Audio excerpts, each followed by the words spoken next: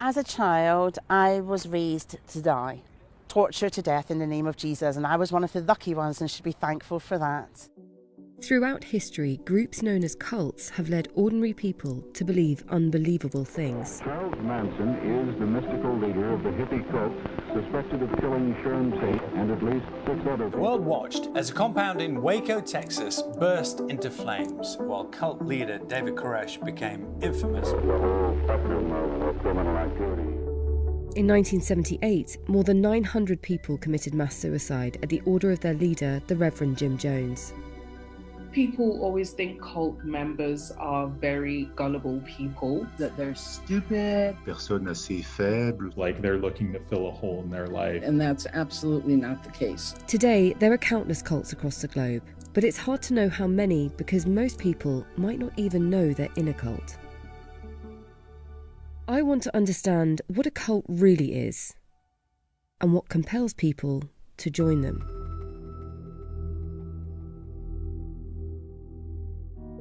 I began in France. I'd heard as many as 500 potentially dangerous religious sects had cropped up during the pandemic. I was on my way to meet Sylvania de Souza, a lawyer who recently published an article on the growing phenomenon. I wanted to learn why the figures were so high. Alors donc la Miviludes, donc ils ont sorti leur dernier rapport à partir de 2020, donc au début de la pandémie. Ils ont enregistré beaucoup plus de saisines donc, que ceux qui l'enregistrent d'habitude. Il y a eu un rebond en fait. Je pense que c'est aussi lié au fait que la pandémie a instauré aussi un climat de peur, un climat donc, de défiance aussi donc, envers les gouvernements. Et donc les gens ont cherché donc, des solutions alternatives. Quelle est la différence entre une secte et une religion? Alors la religion n'est pas définie, de la même manière aussi qu'une secte n'est pas définie. Donc là, en fait, c'est des mots qu'on emploie souvent dans le langage courant, mais d'une manière juridique, il n'y a pas de définition. Defining what a cult actually is problematic. Not all cults are religious, and not all new religions are cults. A healthy religion, first of all, is not going to have you worshiping this person right in front of you. Also, a healthy religion is not going to shun you if you leave. And I think shunning is one of the really main characteristics of a cultic group. Most researchers agree that, as a loose definition, a cult is a group or movement with a shared commitment to an idea, thing, or a person. They exist along a continuum of influence. So you can have a healthy, ethical cult that you know what you're getting into and you're free to question and you're free to leave without threat or harassment, all the way to authoritarian cults of many types and sizes. And you have to be controlled through fear and guilt, and all your information is controlled as well to make you dependent and obedient. And controlling the group's sources of information is how many leaders manipulate their members. This was one tactic used by leader David Berg, who created the cult Children of God. Former members have accused the group of child sexual abuse, physical abuse, and exploitation. Verity Carter was born into the group and spent most of her childhood inside it. One of the biggest barriers we have to getting justice from the cult is the fact that I don't know the real names of most of the people that abused me.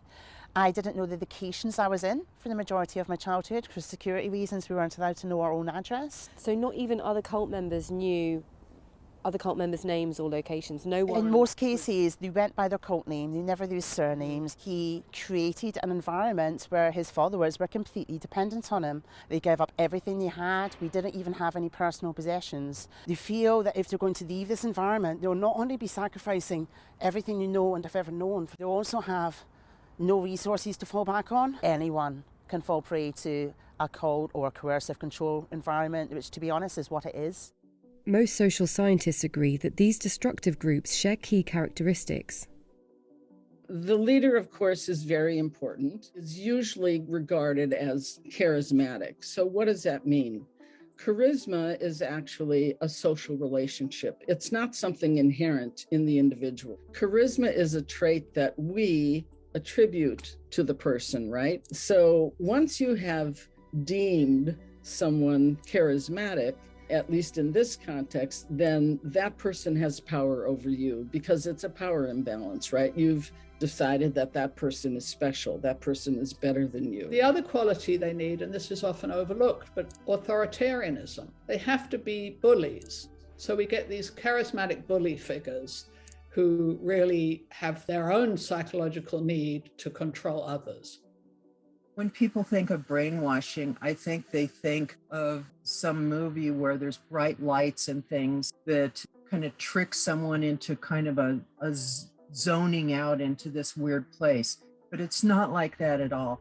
It's really a process of taking advantage of a person's desire to have meaning in their life. On avait ce système où on devait manger le moins possible, dormir le moins possible, et ben ça faisait qu'on ne pouvait pas penser en fait. Et puis on était toujours donc amené à avoir ce fonctionnement automatique d'obéir. And before you know it, your whole persona has changed, and also the way that you think has changed.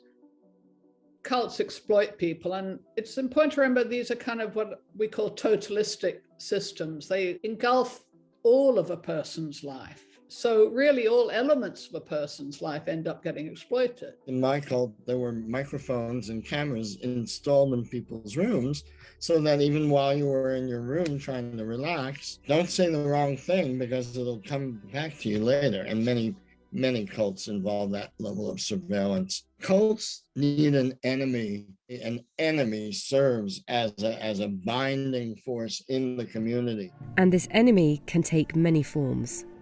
Katie was born into a communist cult and spent 30 years of her life in captivity. The leader was her father, Aravindan Balakrishnan, who died in prison in 2022.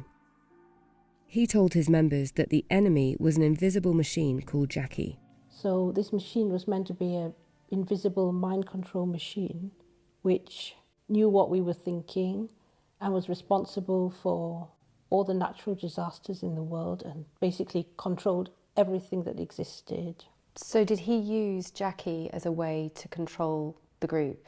Definitely, yes. Bala used to say things like, if you left, Jackie would punish you, it might even kill you. Even when I was very small, I hated the tension in the house. It was terrifying. Both Katie and Verity were born into cults. But what about those who aren't? Why do people join cults? Nobody deliberately wants to join a cult. They join a community they believe is going to give them some kind of benefit. And often they believe that it will benefit the community at large, the wider world.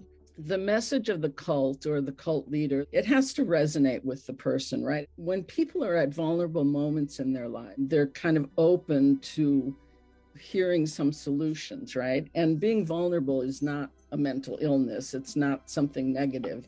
It's something that we all experience. And then at that moment, if someone comes along with an interesting message or someone invites you to something, you're more likely to say yes.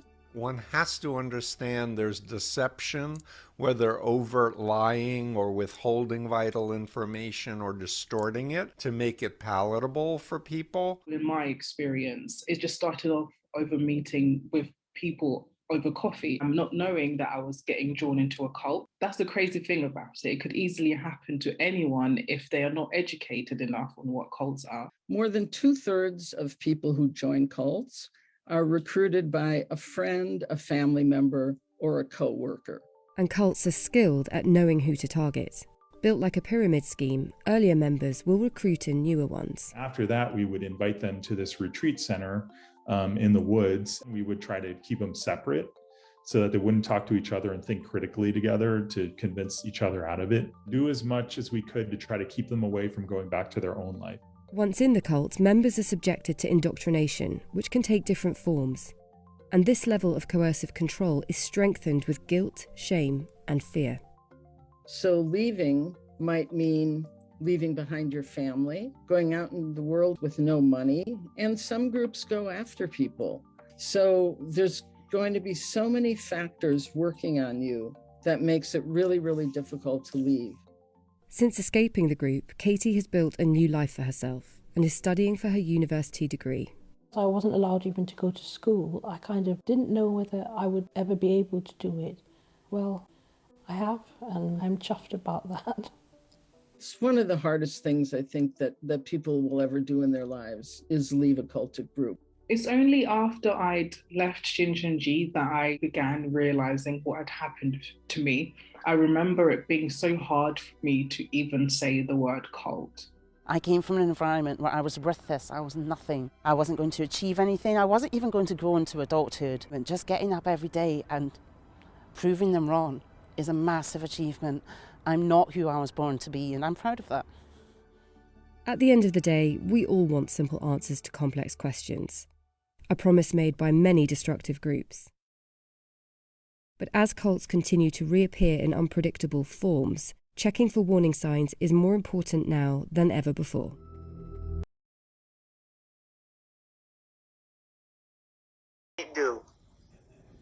You look at yourself like, damn, these niggas will not quit. But you know your whole ass quit on everything. Like, fuck that nigga True. That nigga, every time you get on Bigo, you hope to see a video that say True gone home. But this nigga been showing up for the last 4 months. Fuck this nigga, man. Cause I can't show up for a goddamn day. You letting the nigga show you, what they call, what it goddamn, what's this, how the shit go? You, I forgot. What a guy. Anyway. You hungry? It was a cool saying that would have fit well right there, but I fucked it up. The timing off. The timing off. I get back on. Show you up. You let a nigga show you up. He looks like a instead fictional of showing character. out.